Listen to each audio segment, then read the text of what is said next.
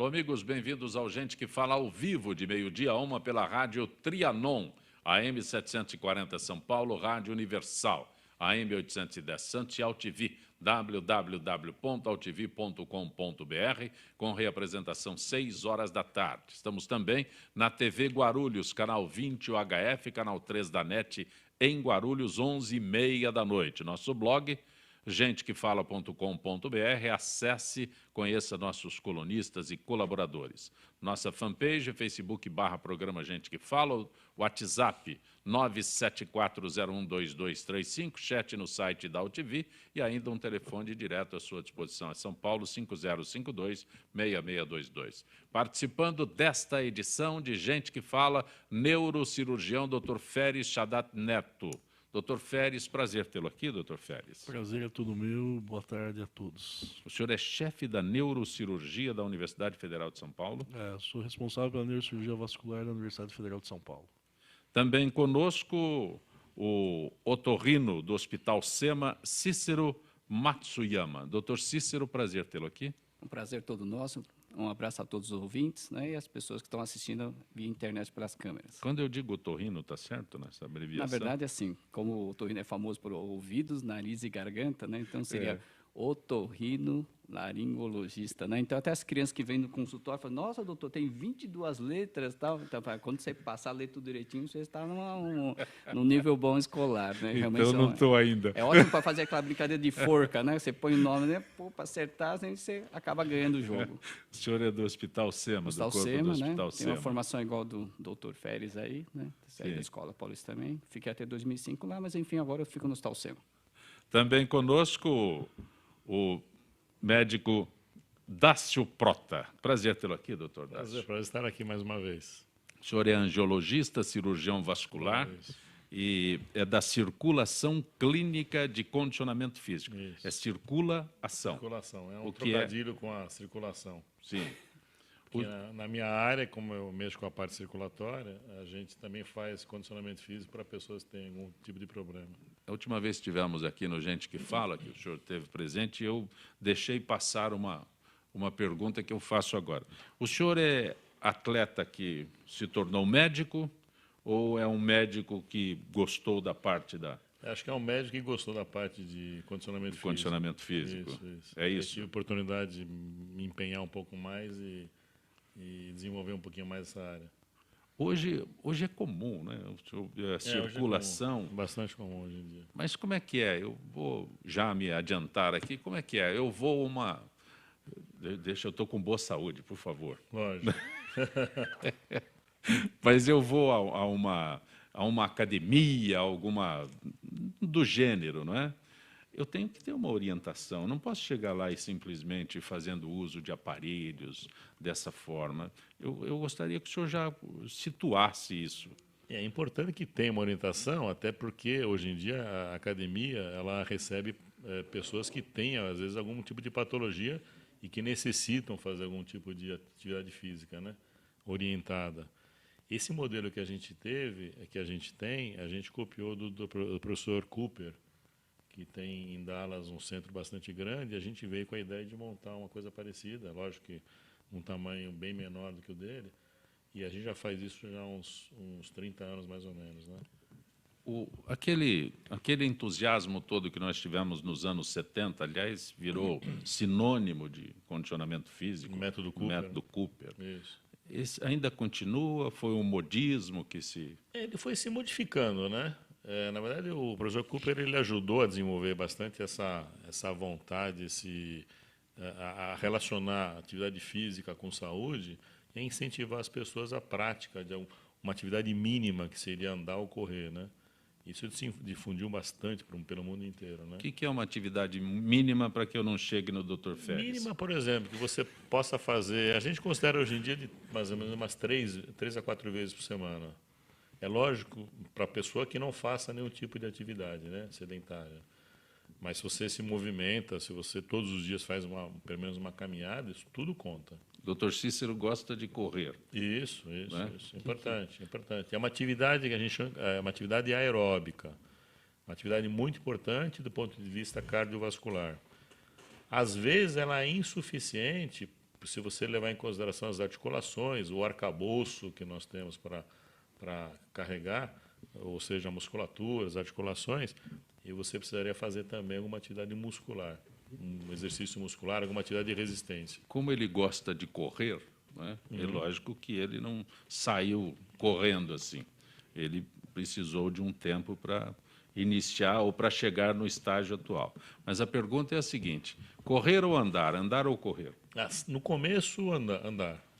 O correr já é uma fase um pouco mais avançada, né? Quando a pessoa percebe que já tem um condicionamento um pouco físico melhor. Eu queria perguntar para você, Tássio. Logo no começo do Cooper, ele falava fazer 3.200 metros em 12 minutos. Como é que está isso agora? Porque logo no começo era assim, fazer 3.200 em 12 minutos não é fácil uma pessoa que não está acostumada. Mesmo a gente está acostumado, é um ritmo meio pesado. Ele mesmo reviu isso. Então, eu li alguma coisa a respeito. E como é que está esse negócio? Na verdade, ele tinha um amigo que treinava com ele, que era maratonista, né? E ele foi o protótipo desse todo esse estudo. Então, ficou um pouco... Hoje em dia, não. Ele mesmo, por exemplo, hoje ele caminha só, né? Ele tem uma saúde muito boa ainda, né?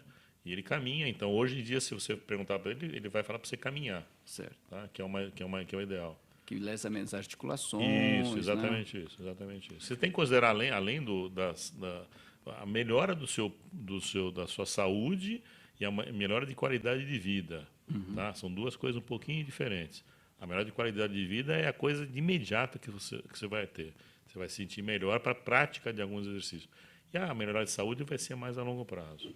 Doutor Ferres, eu estou aproveitando para tirá-los das especialidades aqui. Então, na minha especialidade é o seguinte: o exercício físico ele pode ser extremamente favorável ou também ele pode te levar a uma sequela ou até mesmo a morte. Por quê? Porque na minha área existe eu mexo muito com patologia neurocirurgia vascular. Então, o carro-chefe da neurocirurgia vascular chama-se aneurisma cerebral. E o aneurisma cerebral ele se manifesta toda vez que você tem um aumento da pressão, abrupto da pressão arterial. Então, quando que o aneurisma cerebral pode romper? Quando é que eu tenho um aumento abrupto da pressão. E muitas vezes uma atividade física me faz isso. Então, o paciente que tem aneurisma cerebral, geralmente pacientes na fase dos 40 ou 60 anos, que se inicia uma prática de uma atividade física mais intensa, hoje, principalmente com academia, nós temos muitos pacientes hoje provenientes de academia. Então, o paciente entra na emergência do hospital proveniente de uma academia. Por quê? Porque ele entra na esteira, começa a fazer o peso, a atividade física, começa a acelerar, e isso faz um aumento abrupto da pressão e rompe o aneurisma cerebral. Então, na minha situação, é até mais confortável. Por quê? Porque quando hoje eu indico uma atividade física, eu tenho um exame prévio do doente. Então, eu sei que com o doente que eu estou indicando, naturalmente não vai acontecer nada. Porque eu sei o que, ou seja, não tem uma patologia para romper naquele momento. Agora, o fator positivo do condicionamento na minha área, o que é? Você aumenta o fluxo sanguíneo cerebral. Você aumentando o fluxo sanguíneo cerebral, você melhora a perfusão cerebral, você melhora a memória do indivíduo, você dificulta ter uma progressão, principalmente quem tem doença de Alzheimer, demências por doença vascular. A segunda maior causa de demência hoje é a encefalopatia vascular. Então, a primeira é o Alzheimer, que todo mundo fala, olha o Alzheimer, que é a doença da moda, que tem filme e tudo. Mas a segunda maior causa é a vascular. Então, hoje, o que você recomenda para o indivíduo? Você recomenda o condicionamento físico. Então, hoje, do consultório de um neurocirurgião, ele deve sair com um pedido de ressonância, mas também com uma indicação de uma academia. Por quê? Porque grande parte hoje das queixas das pessoas são o quê? Estou perdendo a memória. Ou seja, pelo estresse, pela alimentação. Então, como você facilita uma das principais receitas para a memória? É o condicionamento físico. Doutor Cícero, nesse condicionamento que o doutor Ferres se refere, quem fumou, quanto tempo precisa parar de fumar? Quanto tempo demora para iniciar uma recuperação? Mas antes de eu responder a sua pergunta, eu ia fazer uma pergunta para o Félix, que é lá da escola também, perguntar para ele. Alguns pacientes chegam para a gente e falam assim, meu irmão estava na esteira, morreu de aneurisma cerebral. O quanto que eu devo me preocupar? Numa época existia uma certa hereditariedade, como tumor de mama, tumor de cólon. Como é que está isso agora, Félix? Então, você tem os aneurismas não familiares e os aneurismas familiares. O que é isso? 2 ou mais membros na família com parentesco até 2º grau, você considera com aneurisma familiar. E aí você tem uma média de 4 vezes maior risco, você tem um risco 4 vezes maior de ruptura nesses pacientes que nos indivíduos que não apresentam histórico familiar. Então, hoje, se recomenda o quê? Você vê muito isso em consultório hoje. Ah, minha mãe morreu de aneurisma, ou meu avô. Então, você faz um screening em toda a família que tem um laço sanguíneo. Então, você pede uma angiorressonância magnética. Ah, tá legal. Então, respondendo, voltando, a gente, né, que é uma coisa que o pessoal pergunta, está na esteira, porque para o otorrino também a pessoa vem para a gente avaliar, porque quer fazer uma esteira e quer ver como está o nariz, como está a garganta, como está, enfim, até os pulmões também acabam perguntando para a gente. E a aneurisma é uma dessas dúvidas. Tem dor de cabeça, será que é só sinusite? Minha mãe teve um aneurisma, será que tem um aneurisma também, ou será que é só por causa da sinusite? Né? Muito comum. Mas voltando... Deixa eu só cumprimentar o Dr. Mário Leonardo, que chegou ao nosso gente que fala. Prazer tê-lo aqui. Prazer, Brasil inteiro aqui. Muito obrigado pelo convite. Profissionais excepcionais aqui, estou acompanhando. Vim falar um pouquinho também de odontologia, septicemia, acho que está tudo englobado aqui numa área da saúde, né? O senhor é mestre em endodontia pela USP São Paulo. Endodontia. Endodontia, que é canal. Eu tenho que, cada dia, aprender uma palavra nova aqui. Exatamente, que bom. Então, mas voltando aqui ao doutor Cícero, eu falava sobre aqueles que fumam e aqueles que, de repente, decidem parar de fumar. É lógico que parar de fumar é sempre benéfico, né? Mas tem um estágio, tem uma... Então, o que nós vemos, assim, na época que eu estava fazendo faculdade, na década de 80, 90... era muito chique fumar. Não sei se a maioria dos colegas lembram. Não, ele que é muito mais jovem que a gente, enfim, mas era elegante fumar. Então, todas as propagandas que tinham, então, gente jovem como ele, bonito, tal, músculo... Piteira, né? Piteira, famoso, bonitos, tal. Tinha mulher bonita, carro conversível. Sim, né? Então, sim. era assim, uma coisa muito elegante. Depois passou uma fase, que minha esposa é alguns anos mais nova, 9 anos, e eu vejo que a turma, minha turma de faculdade, muita gente fumava. Então, inclusive, dava plantão no pronto-socorro lá da escola, no Hospital São Paulo, saía para dar uma fumada lá na rampa, lá no pronto-socorro. Aí depois... O senhor é mais jovem, porque eu podia fumar lá dentro, né? Na Na sala de espera, você fumava... Atendendo, inclusive. Então, até atendendo, tinha um cinzeiro e tal. Tinha cinzeiro na sala. Era muito elegante. Enfim, aí da minha esposa, 9 anos mais jovem, a turma dela já não fuma tanto. Mas parece que agora voltou de novo. Então, eu vejo que existe um ciclo, né, de parada e retorno do hábito de fumar. Eu vejo que os jovens agora fumam muito mais, que voltou mais ou menos naquela época da década de 80 de novo. E com isso os malefícios do fumo. O grande problema é que todas as doenças do fumo eles deixam sequelas ou registros que podem ser manifestados depois de alguns anos. Então você fica com o rabo preso. Se você fumou normalmente começa nos 14 anos, começa na adolescência, fuma até os 40 anos, e a pessoa para de fumar, esse registro da mudança do DNA, todo esse malefício do fumo, fica por alguns anos. Estudos americanos mostram que até 10 anos você pode estar sujeito a um maior risco de doenças, principalmente tumorais. Então, a pessoa que já fumou e faz muito tempo que parou, deve ser seguido.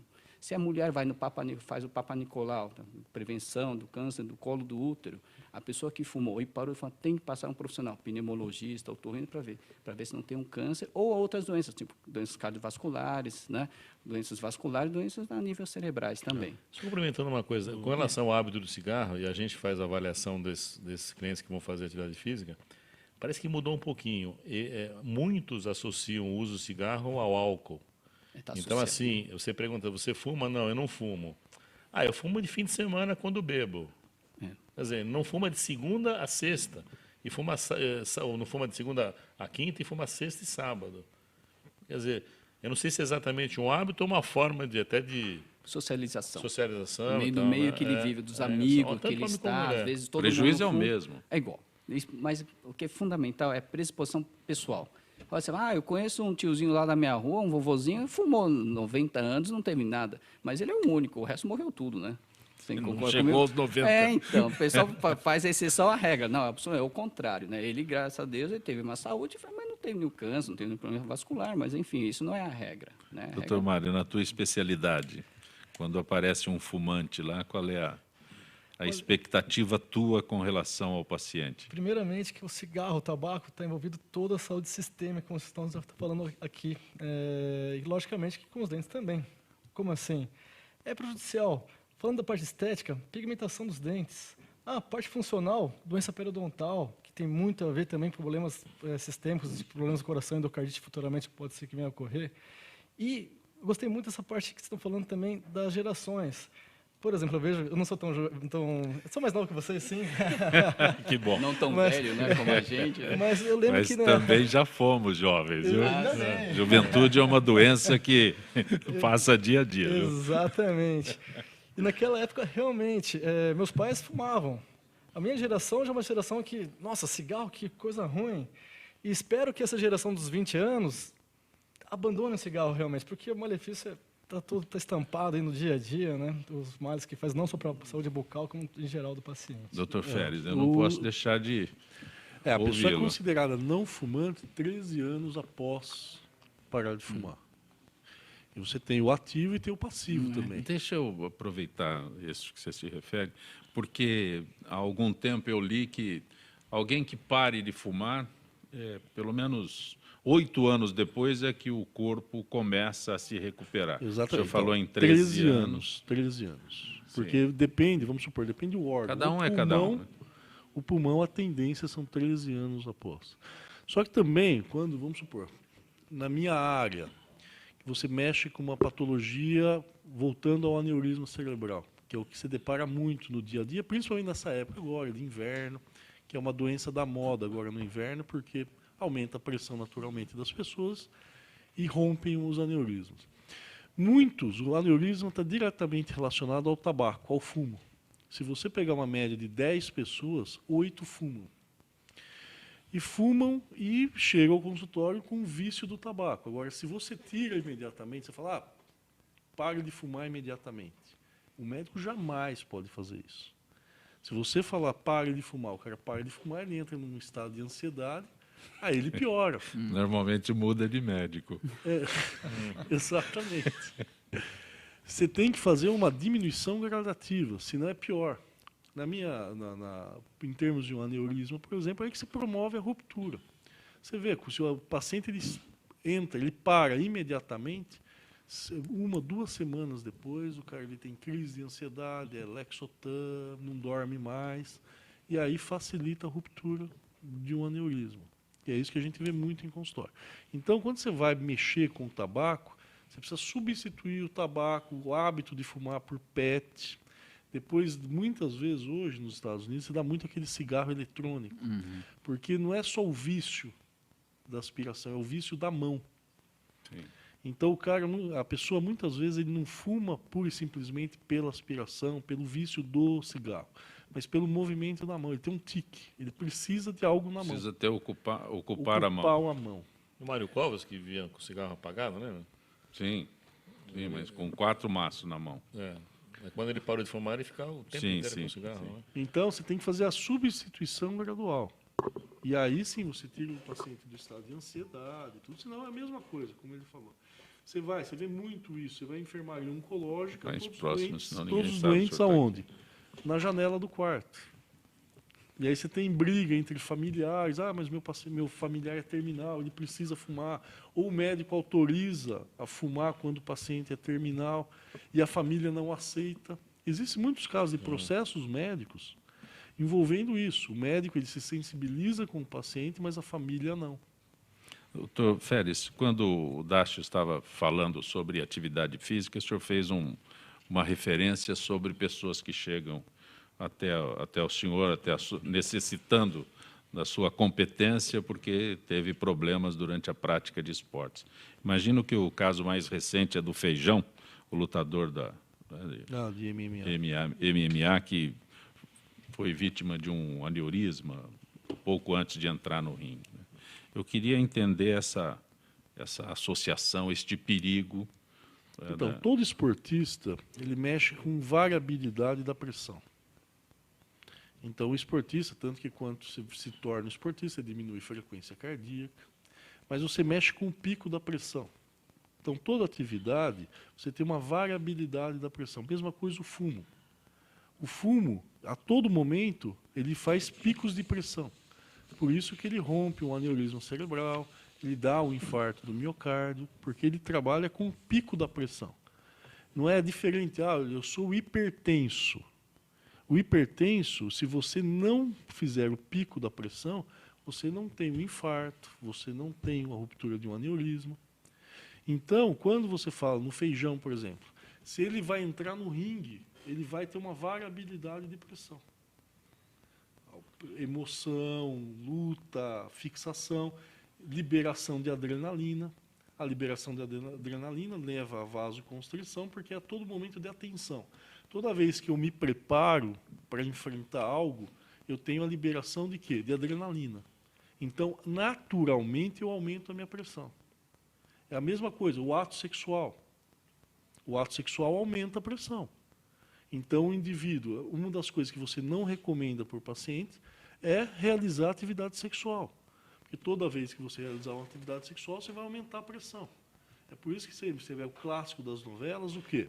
A morte por infarto, ou é um aneurisma roto ou um infarto do miocárdio.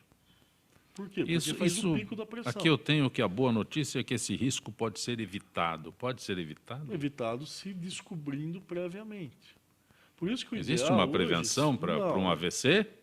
Existe, lógico. Claro que existe. Então, por isso que o indivíduo deve procurar o seu médico. Qual é o risco do AVC? É um aneurisma? Então, ele vai ser tratado do seu aneurisma. O risco é o quê? É o colesterol elevado e a hipertensão. A principal causa de AVC, que é o acidente vascular cerebral, o que é? É uma injúria no cérebro, seja por falta de sangue ou isquêmico. Quando você derrama o sangue, quando ele sai do vaso, é hemorrágico. É a pressão arterial. Então, nesse momento, por exemplo, no frio, o hipertenso controlado, ele precisa voltar no médico, por quê? Porque vai subir a pressão natural do corpo. Então, ele vai começar a fazer pico de pressão. Então, começa a ter AVC, começa a ter infarto, começa no aneurisma, rompeu o aneurisma, começa a ter arritmias cardíacas. Por quê? Porque começa a fazer picos de pressão. Então, você aumenta o risco. É por isso que todo jogador de futebol, todo esportista, ele deve ser passado por uma avaliação neurológica e não ortopédica e cardíaca, como naturalmente se passa. Doutor Dácio, tem aqui um assunto que eu acho interessantíssimo, sobre calça apertada. É isso, um caso que houve que... Para homem, para mulher? Na verdade, esse caso aqui eu fui numa pesquisada, ele é um caso que houve um exagero muito grande, quer dizer, existem outros agravantes. É lógico, se você apertar, estrangular qualquer um dos membros, você vai alterar todo o sistema circulatório, tanto arterial quanto venoso.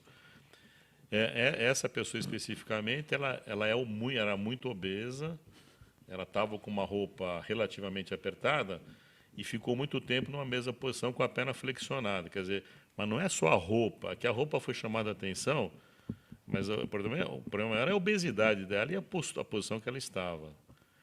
Existem casos, já casos parecidos com esse, de pessoas que ficaram presas, que foram sequestradas e que tiveram isquemia pela forma como ficaram atadas, né?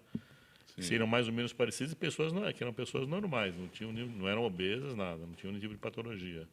E que ao voltar a andar, às vezes não conseguiam nem andar por lesão neurológica consequente também. Mas no caso da calça, especificamente? Se você considerar só uma calça em si, ela precisa ser extremamente apertada, e eu não consigo imaginar como é que ela consegue entrar dentro da calça para apertar tanto. Sim. Entendeu? Então, assim, é lógico, se você não tiver os fatores agravantes, como tinha especificamente nesse caso, isso não é uma coisa para se ficar se preocupando, não. Não precisa... Tá? Você imagina assim, existem as meias elásticas que apertam a perna para facilitar o retorno do sangue. A compressão. Elas muitas vezes são bastante apertadas, as pessoas se assustam às vezes, né? Só que elas são adequadas para a patologia que a pessoa tenha. Se a pessoa ficar, por exemplo, mesmo uma meia elástica, se ela ficar, por exemplo, deitada, muito apertada, a meia funcionando bem, ela ficar muito tempo sentada com a perna dobrada, isso pode dificultar o retorno do sangue em algumas situações.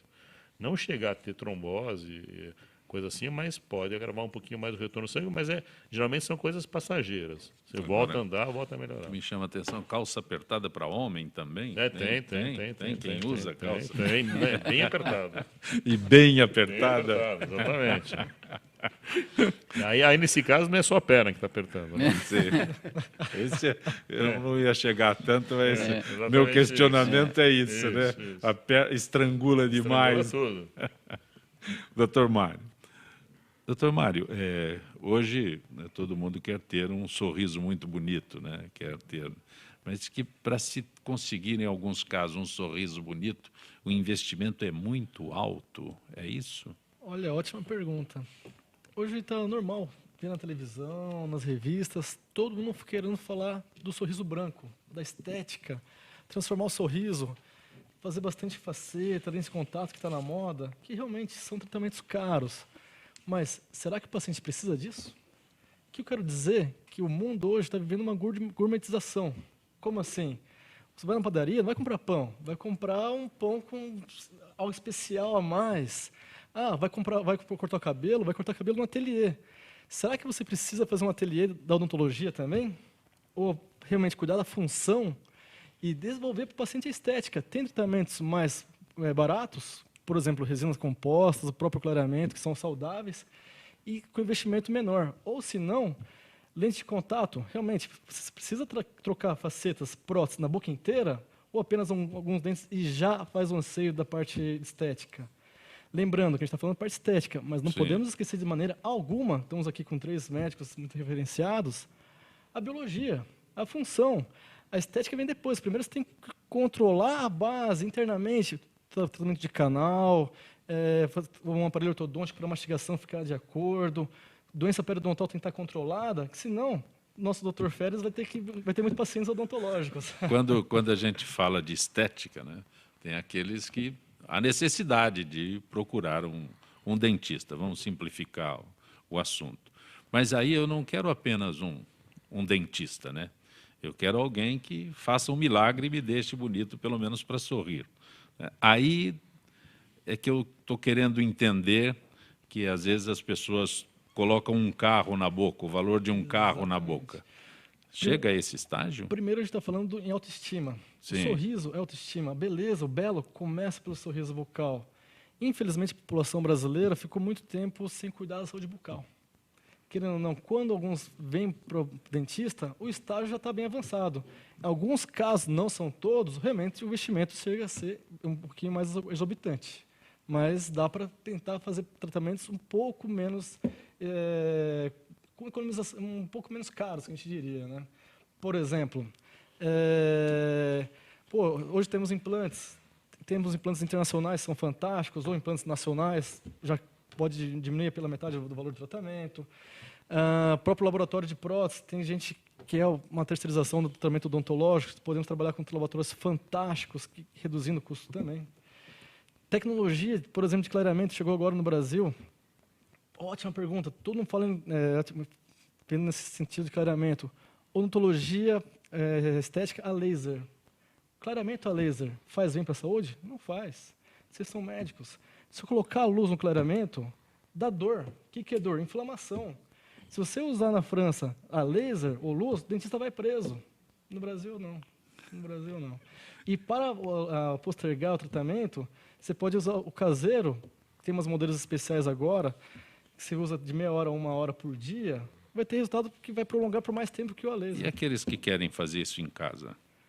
Ótima pergunta. Nunca pode fazer sozinho, sempre com recomendação do cirurgião dentista. Por quê? Os Estados Unidos estão vendendo pela internet até aparelhos corretivos. Exatamente, os clear aligns, todos, mas não, tem que ser prescrição odontológica. Os clareadores também, né? Os clareadores também. Tem Inclusive, no Brasil, tem algumas fitas que não são recomendadas.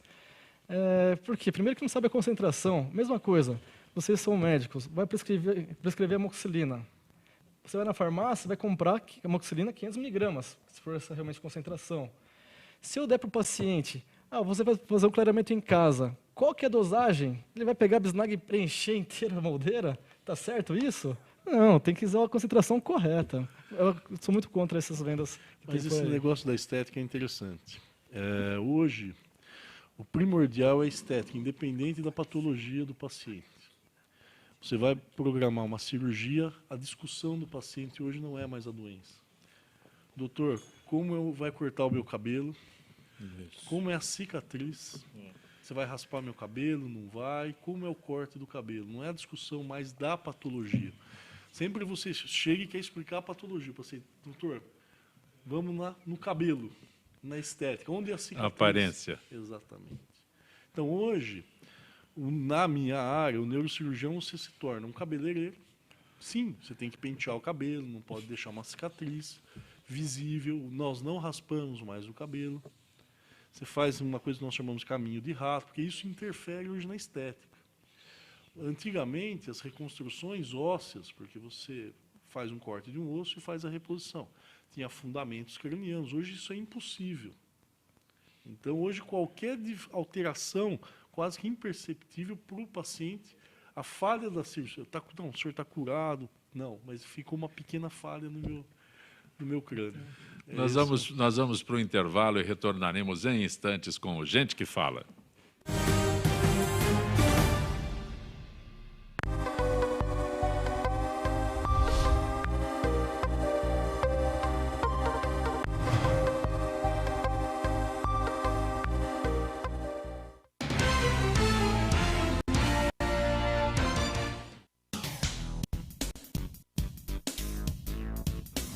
Sim, meus amigos, muito prazer, eu sou Sérgio Oliveira e estou aqui para lembrar vocês que toda segunda-feira, 9 horas da noite, eu estou aqui na TV da internet com o Futebol Alternativo TV. Sim, Série D, Série C, Copas Estaduais, as divisões de acesso, tudo aquilo que nenhum outro programa esportivo fala, tem a coragem, a capacidade de falar, nós falamos aqui na TV. Toda segunda, 9 horas da noite, só aqui na TV da internet.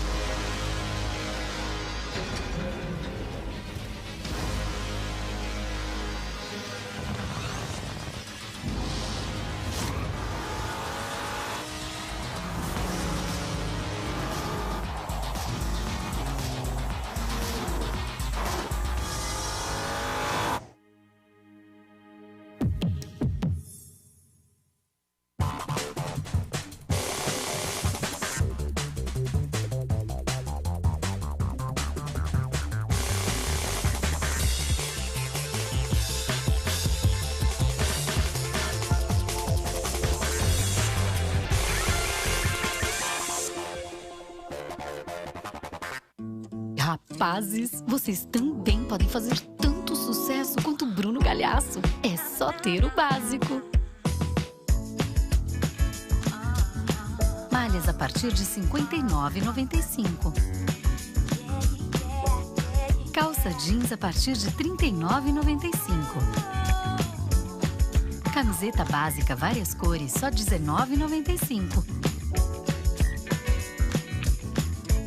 Polo várias cores, apenas R$ 29,95. Vamos ficar só no básico, né, diretor? Colombo, o Brasil veste essa marca.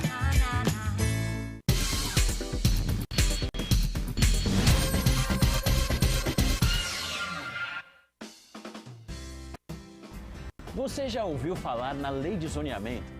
Ela está em discussão na Câmara de Vereadores e existe para planejar melhor a nossa cidade. Definindo como vai ficar a sua rua, o seu quarteirão, o seu bairro, dizendo onde pode ter comércio, moradia, emprego ou áreas verdes. Quer saber mais? Acesse o nosso portal. Participe, uma cidade melhor também passa pelas suas mãos.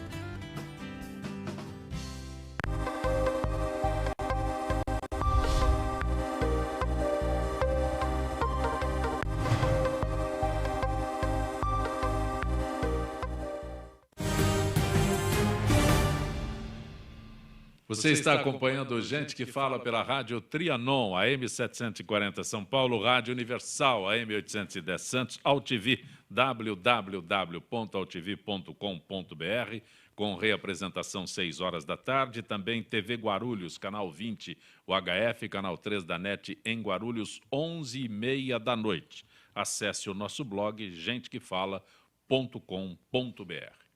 No nosso Gente que Fala hoje, vamos apresentar para você o Geonesse, um produto revolucionário para cuidados com o rosto, projetado para tonificar a pele e atingir áreas que perderam a elasticidade.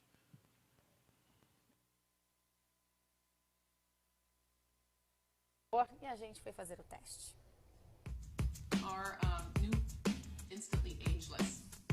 Um novo e poderoso aliado contra as rugas. O nome? Argireline, um princípio ativo que estica a pele, produzindo o efeito Cinderela.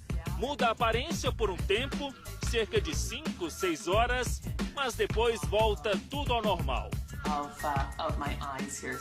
Nesse caso, o Argireline age neutralizando alguns neurohormônios e fazendo uma função muito parecida, claro, mantidas as devidas proporções, da toxina botulínica. O Argireline está presente em cosméticos que prometem rejuvenescer o rosto em poucos minutos. Parece uma base sem cor.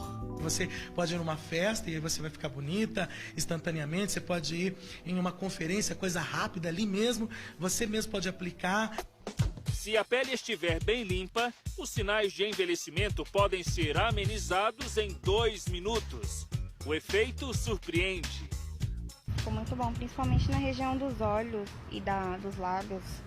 Dá pra sentir bem, dá pra ver bem a diferença. Mais bonita, uma diferença grande, né? Do antes e o depois. Tomara que faça esse efeito mesmo, né? Aqui no Brasil, a substância só é vendida em farmácias de manipulação com receita médica.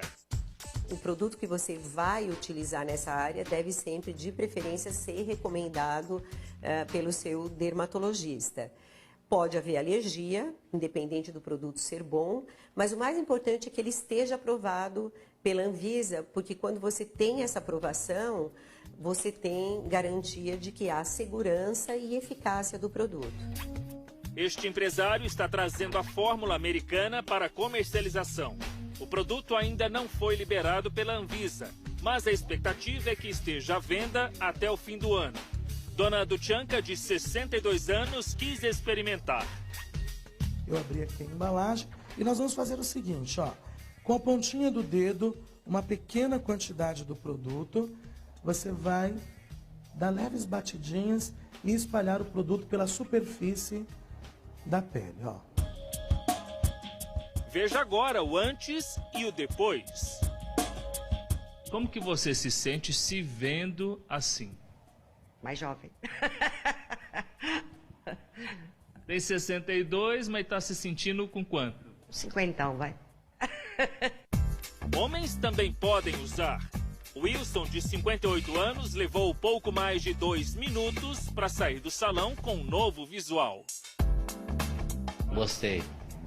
Muito bom mesmo. Você sentiu que rejuvenesceu mesmo um pouco? Olha, eu acho que pelo menos 6, 7 anos mais novo, acho que eu fiquei, não é?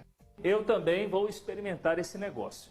O Renato Augusto vai passar aqui no meu rosto, nessa região, conhecida por bigode chinês, e também aqui na área dos olhos, para amenizar um pouco as olheiras.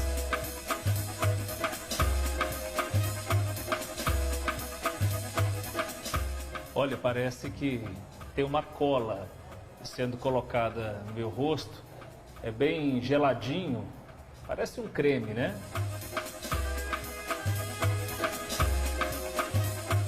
Já foi feita a aplicação no meu rosto também, estou sentindo que está tudo congelado aqui, ó. Esticadinho, tanto aqui nessa região, quanto aqui no meu olho direito. Foi essa área que foi feita a aplicação. E eu quero saber agora, depois desse processo, como que eu fiquei. Dona Sueli, olha para mim. O que a senhora achou? A mudança é muito grande. A senhora achou? Achei. Fiquei mais novo? Ficou. Não aplica de novo pra você virar bebê, né?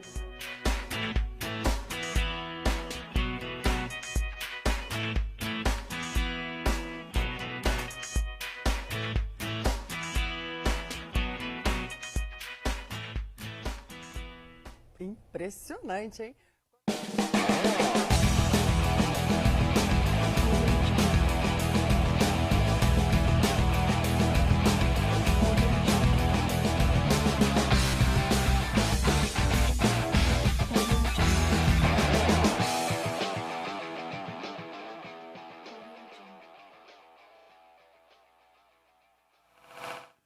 Você está acompanhando Gente que Fala.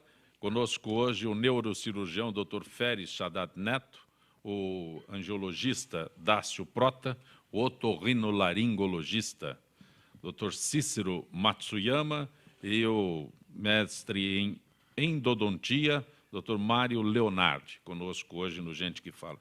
Dr. Cícero, estamos em pleno inverno. Eu quero que o senhor explique como é que se faz para respirar melhor no inverno. É possível? Sim, a gente sempre precisa lembrar, para quem está assistindo a gente, que o grande problema é que a gente vive numa cidade poluída e está a 900 metros acima do nível do mar. Eu acho que se nós estivéssemos em algumas metrópoles, grandes metrópoles, que ficassem ao nível do mar, acho que as repercussões respiratórias iam ser bem menores, porque o mar realmente, a brisa marinha chega e leva um pouquinho dos poluentes. O grande problema de São Paulo, Cidade do México, Pequim, por exemplo, são cidades, metrópoles grandes, um grande volume de pessoas, por isso automóveis também, tem tantos caminhões, ônibus também, automóveis particulares, isso faz com que a 900 metros a nível do mar, isso não tem maior dificuldade para dissipar os poluentes. Foi de particularidade em São Paulo que o inverno aqui é seco, tanto que nós temos todos esses problemas a nível de represa, que não estão chovendo, o pessoal está muito preocupado com relação a isso, né? E não chovendo, os poluentes ficam mais no ar, não existe essa limpeza do ar e realmente as pessoas sofrem mais. Que mais? Além disso, nos ônibus, nos metrôs, nos carros particulares, em casa a gente mantém tudo fechado, ou seja, não tem uma ventilação. Imagina você que utiliza um transporte público, janelas fechadas, se tem uma pessoa com a virose, algum processo respiratório e aquela janela fechada, essa pessoa espirra, realmente a transmissão principal é por gotículas respiratórias. A pessoa espirra ou tosse, naquela janela, realmente a transmissibilidade aumenta muito. E, além disso, em São Paulo existe uma inversão térmica muito grande. Ontem nós estávamos com 26 graus, 27 graus. Até uma semana atrás estava muito quente. Hoje nós estamos em 14. Às vezes de manhã estava 14,5, muito frio. A mínima de ontem será a máxima de hoje. Então, você vê como é que pode, né? Parece no deserto, em qualquer deserto que é assim, né? De manhã é muito frio, esquenta muito, para chegar à noite cai de novo, 10, 12 graus de diferença. O grande problema em São Paulo é úmido, muitas vezes, assim, não que chova. Por exemplo, hoje tem muito sereno. Então, as pessoas que têm uma doença respiratória prévia ficam realmente acometidas desses problemas todos, né? Então, e se sempre levar em conta que os extremos da idade são os piores, ou seja, os nenéns abaixo de 2 anos e acima de 60 anos. Por isso a campanha de vacina contra a gripe aborda essas pessoas, né? Além Mas, das grávidas. Cícero, o senhor colocou as causas, não é? Todas. Mas como eu conseguiria evitar esses problemas? Há uma forma, nós estamos em pleno inverno, então o senhor coloca o cenário do inverno. Eu quero saber como é que eu supero este cenário. Tá. As medidas básicas, vamos cuidar do nosso corpo. Fundamental, as pessoas esquecem de lavar as mãos para se alimentar. Como a transmissibilidade é por gotículas respiratórias, você lembra naquela época da gripe suína, todo mundo tinha um álcool gel?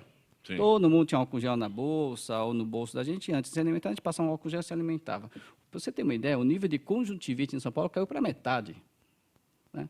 Ou seja, porque transmissão também pelo contato. Então, o que a gente pede para doenças respiratórias, a pessoa, ao se alimentar, lave as mãos. Higienização das mãos e hidratação. Tomar muita água e limpar o nariz com solução fisiológica. Independente se por frasco grande, que usa aqueles flaconetes pequenos, não importa. A higienização é fundamental. Mantendo uma higienização, você consegue ter uma saúde adequada na cavidade nasal.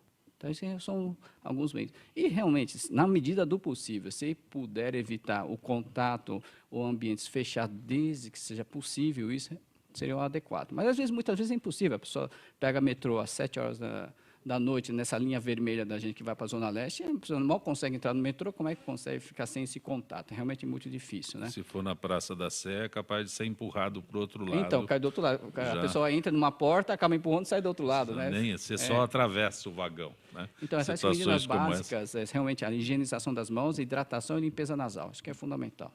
Doutor Dácio, pleno inverno, né? Eu quero me exercitar. Eu me exercito para melhorar a sensação térmica, eu consigo fazer isso, está muito frio. Consegue. Eu me exercito mais, me exercito menos. Melhora, inclusive, das respostas imunológicas, que é muito importante isso. Estou querendo o teu quadro aí para melhorar o que o doutor Cícero colocou. Não existe um momento certo para se... Todo momento é adequado para se começar a mudar os hábitos, né? Os maus hábitos, né? Ou melhorar as práticas do dia a dia, não só a prática de exercício físico, mas mudanças de hábitos alimentares e de diminuição de estresse, né? Como consequência, primeiro vai se melhorar a qualidade de vida, isso é mais importante. Numa segunda fase, melhora da saúde, como consequência de uma prática mais a longo prazo. Isso é muito importante. E dentro no inverno, principalmente, para melhorar as suas defesas imunitárias, né, com a prática de exercício. Isso realmente é comprovado. O que, na verdade, eu quero que o senhor esclareça é se eu preciso aumentar a intensidade dos exercícios no inverno. Não. Pode ser mantido o mesmo grau, a mesma frequência. Quando está no verão, eu venho aqui no Ibirapuera, aquele sol e tal, aquela situação de calor, eu venho aqui no Ibirapuera Agora, no inverno, eu estou falando venho porque a Altivi está bem ao lado do Ibirapuera, né? Bem pertinho. Então, no Ibirapuera aqui, no inverno, aí como está frio, eu acho que eu tenho que me exceder, eu tenho que compensar a baixa temperatura. Na verdade, deveria se exceder, porque se você aumenta a sua ingestão calórica, né, e isso é comum acontecer no inverno, a tendência é aumentar um pouco mais o peso. Exatamente isso. Mas se você mantiver um nível de alimentação razoável... Estou colocando uma pergunta que o senhor responde aí, titubeante para responder, mas é muito comum. Lógico. No inverno eu tenho que correr mais do que no verão. Exatamente. É isso, sabe? Quando eu vou... Os seus hábitos do inverno são mais calóricos, com certeza. Interfere? Sim. Porque você tem que segurar a temperatura corpórea. Então você gasta muita energia, por isso você tende a se alimentar mais. Por isso que as pessoas do norte da Europa, no Canadá, eles têm a prática de beber bebida destilada, porque ela tem um alto teor calórico. E aí você fornece mais energia e consegue reter mais calor. Doutor Férez, tem uma notícia, uma informação que eu tenho aqui. O senhor falou há instantes sobre cirurgia e o paciente, né, quando passa com uma cirurgia, por um tratamento cirúrgico com o senhor, ele quer saber como é a estética, mas tem um cidadão que estava em Cubatão e caiu um bloco de concreto na cabeça dele. Traumatismo craniano. Isso é um acidente, realmente é um acidente. Isso não tem prevenção de jeito nenhum. Não, aí você tem as medidas de prevenção, né? Agora, quando é um acidente, você tem que ver o tipo de acidente. Que nem se caiu um concreto na cabeça, qual é a parte do cérebro que afeta? Nós tivemos um acidente fatal na Avenida Paulista, quando uma moça passava em frente a uma obra e um bloco caiu na cabeça dela, que ele foi fatal. Esse não foi fatal. Então, essa moça até era filha de um ex-professor meu, de clínica na época. Então, o que acontece? Quando você fala em traumatismo craniano ou qualquer patologia, você tem que pensar o seguinte, porque alguns saem muito bem, e outro não. Outro tem algum grau de sequela, uma sequela menor, uma sequela maior, ou vem mesmo a morte. O que você tem que avaliar é o quê? Quando o indivíduo ele sai muito bem, quando ele afeta áreas não eloquentes do cérebro. Então, olha, ele teve um traumatismo grave, Ele ficou, por exemplo, 3, 4 meses em coma, depois voltou e se recuperou adequadamente. Então, provavelmente, ele teve um inchaço cerebral e lesão de áreas não eloquentes. Olha, mas sofreu, é muito comum, principalmente no interior de São Paulo, a arma branca. Lesão de crânio por arma branca. É aquele facão que entra. Ou a lança que as pessoas da fazenda, não sei o quê, aplica no crânio. Então, isso aí, o que acontece? É aquele negócio, a pessoa chega muito bem, que aparece muito em jornal, com uma faca na cabeça. Como que esse doente vai sair? Ele vai se permanecer bem ou se ele vai morrer, por exemplo? Qual é a maior chance dele falecer? É quando você tira a faca. Sim. Então, o ideal, muitas vezes, é você deixar a faca na cabeça. Eu quero viver com a faca. Então, muitas vezes, quando você tenta, se você pega áreas não eloquentes e não está fixado em vasos, quando você retira, o paciente sobrevive. Quando você vai tentar uma retirada, por quê? Porque ele está tamponando os vasos. Quando você retira essa faca, ele abrange os vasos que irrigam, ou veias de drenagem. Quando você faz a retirada, o indivíduo ele incha o cérebro e vem a falecer.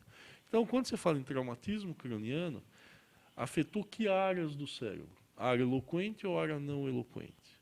Se afetou a área não eloquente, provavelmente esse indivíduo, após algum tempo, ele voltará à sua atividade normal. Afetou uma área eloquente, mesmo que o traumatismo seja pequeno, ele deve apresentar algum grau de sequela. Essa sequela é reversível ou irreversível? Aí só o tempo vai dizer, através de atividades de fisioterapia e Tem algumas perguntas que neste finalzinho do Gente que Fala eu gostaria de... Dr. Cícero, qual a efetiva importância das amígdalas? Pergunta o Jaime do Jardim Bonfilioli. Vamos lá. Então, lembrar sempre assim que nós temos duas amígdalas principais, tá? Aquela que a gente enxerga quando a gente faz aquele exame até em casa, que a gente abaixa a língua e vê aquelas duas bolas laterais, são as amígdalas palatinas, e a amígdala que tem atrás da campainha da gente, que chama amígdalas faríngeas ou adenoide. Tem um aumento da adenoide, minha criança está aí, está roncando. As amígdalas até 2 anos de idade têm um fator muito importante com a defesa do organismo, do desenvolvimento da parte imunológica da criança. Não que a gente não opere crianças abaixo de 2 anos, absolutamente, mas a gente tenta esperar. Mas se a pessoa tem uma parada respiratória por aumento delas, ou tem infecções e repetições, ou que está muito grave, a gente chega a operar até apesar dos 2 anos de idade. O grande problema da cirurgia de amígdalas era, sem dúvida, que na década de 70, tudo que você tinha no seu corpo era por causa das amígdalas. Tinha dor de cotovelo, dor do joelho, dor de cabeça, era por causa do quê? Tirar amígdalas. Mas veio meu priminho junto na consulta. Vamos tirar porque seu primo também vai ter. Então, o grande problema da cirurgia de amígdalas é que se operava muito e de uma forma que, como não tinha, a gente não sabia por que vinha as doenças, a fisiopatologia, por que a doença tinha, então a gente acabava operando as amígdalas. Mas hoje a gente entrou num consenso muito bom, que a gente opera quando a pessoa ou tem obstrução muito grande ou tem infecções e repetições. De repetição. Isso que a gente chegou no meio termo muito importante. E ganhava um sorvete de presente. Isso que as crianças esperavam só isso, né? Porque, vou tomar um sorvete. Doutor Mário, a recomendação para a primeira consulta de uma criança ao dentista. Roberta de Lausanne. Ótima pergunta. Por quê? Quem que não tem trauma de ir ao dentista? É um dos maiores traumas da população brasileira. Então, quanto mais você conseguir acostumar a criança a perder esse trauma, criando hábitos, é melhor. Por exemplo, uma criança de 2 anos está nascendo os dentinhos dela, tudo. A primeira consulta é desesperadora para a criança, é tudo novo. Máscara, gorro, o que é isso? Onde eu estou? Estou no mundo espacial. E depois, na segunda consulta, o que vai acontecer com a criancinha? Mãe, me leva para o dentista, porque ela vê que esse trauma não tem nada. Ou seja, você trabalhando com a prevenção, com cuidados, fazendo uma limpeza, você não vai criar um trauma na criança, mexer com broca, mexer com anestesia e tudo mais. Então, a partir dos 2, 4 anos de idade, já pode ir ao dentista para acabar o trauma. Aí, quando estão nascendo os dentinhos, orientação de escovação de dente, não usar flúor com criança, porque já temos muito flúor na água e tudo mais, para não prejudicar o crescimento desses dentes. Mas aquele barulhinho continua infernal. Exatamente. Doutor Cícero, uma rouquidão persistente acompanhada de tosse pode ser sintoma de câncer de laringe? Pergunta o Márcio de Santana. Pois é, então. O grande problema do câncer de laringe, que até o nosso ex-presidente teve na laringe, né, Luiz Inácio, do Lula da Silva, teve problema. Por quê? Porque ele dá pouco sintoma doloroso. a única coisa que ele dá, o principal sintoma qual que é? É rouquidão. Então, a pessoa que acha que uma gripe que não foi bem, faz 3 meses, fiquei com pigarro na garganta, eu acho que até que é refluxo. Mas eu tomei um remédio para o estômago, omeprazol, mas eu continuo e vai enrolando com a barriga, vai empurrando, até que o negócio fica muito grande. Para você ter uma ideia, um ex-presidente da República tem um tumor T3, um tumor grande, vai ver como dá pouco sintoma, só a rouquidão. Então, a rouquidão, existe um perfil do paciente que tenha isso, que é o perfil do ex-presidente Lula, qual que é? Acima de 55 anos, sexo masculino, gosta de um aperitivo, fuma, que ele fuma charuto e tem refluxo. Esse é o perfil. Tá? Então, essas pessoas desse perfil, a gente toma um maior cuidado. Uma última pergunta ao Dr. Dácio. O fumante tem mais dificuldade para se exercitar? Pergunta do Valdir da Lapa. Ele pode ter um pouquinho mais de dificuldade no começo, mas os benefícios vão ser iguais. E ele vai se sentir muito bem após 2 ou 3 semanas, com certeza. Doutor Feres, ainda uma última pergunta da Selma. Não é? Eu não sei, já foi embora a pergunta. Estamos chegando ao final desta edição de Gente que Fala. Doutor Feres Shaddad Neto, agradeço a tua gentileza de ter participado mais uma vez do nosso Gente que Fala. Eu que agradeço a oportunidade, Copel. Muito um prazer bom tê-lo estar aqui. Eu que agradeço. Doutor Dácio Prota. Obrigado pelo convite, estamos à disposição. Qualquer dúvida... Ainda posso começar a me exercitar? Pode, pode e deve. Tem uma inatividade de 60 anos, posso... Já pode sair daqui e começar a andar no Ibirapuera. Doutor Cícero Matsuyama, muito bom tê-lo aqui. Obrigado. Não, foi um prazer para mim, a primeira vez, estou debutando aqui no programa, acho que foi muito agradável e espero ser convidado outras vezes. Doutor Mário Leonardo, muito bom tê-lo aqui. Mais uma vez, muito obrigado pela primeira vez também, debutando também como nosso amigo aqui. E parabéns pelo programa, o Brasil inteiro acompanhando, agora também pela internet. Prazer enorme estar com vocês. Gente que Fala tem na direção-geral o jornalista Fausto Camunha, diretora de produção Zenilda Salvato, redação Raela Brandão Pedro Schiavon, na pauta José Carlos Sicarelli, produção cultural Ricardo Godoy, na rádio Trianon Benebene, Cléo Rodrigues, Neildo Neres, Ricardo Valim, na direção da UTV Alberto Luquete, na técnica James Eduardo, Marcelo Fontan, Sérgio Oliveira e Iago Matsumoto. Estaremos de volta amanhã, meio-dia. Gratos, até lá.